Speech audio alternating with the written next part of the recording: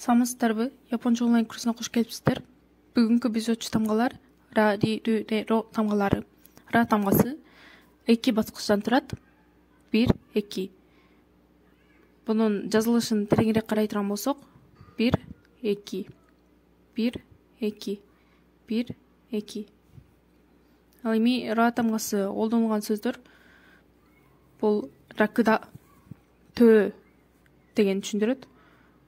Осара бул табак, мүра бул кыштак, атараши бул жаңы деген түшүндүрөт.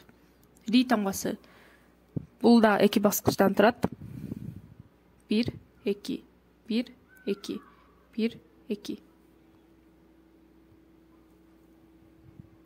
Ри тамгасы колдонулган сөздөр ринго бул алма деген түшүндүрөт.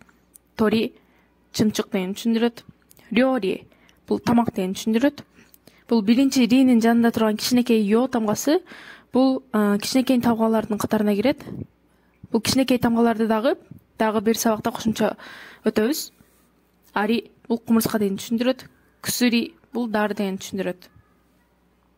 Кийинкиси рү тамгасы бул бир гана баскычтан турат. 1, 1, 1.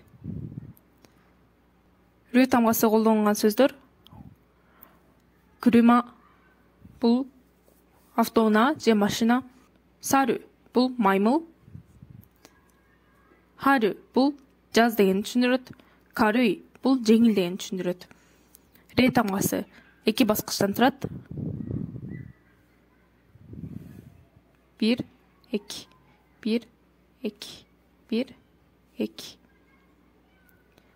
Ре тамгасы колдонулган сөздөр рекиши тарых деген түшүндүрөт. Резоко бул холодильник же муздаткыч. Аре бул тиги же болбосо ал буюмду түшүндүрөт. Акыркысы ро тамгасы бул рү тамгасына окшош, бирок асты жагында томологу жок. Жазылышы боюнча 1, 1, 1. Бул жагынан моундай томолок болбойт. Ро тамгасы колдонулган сөздөр кыро кара деген түшүндүрөт. Широ ак деген түшүндүрөт. Росоку шам.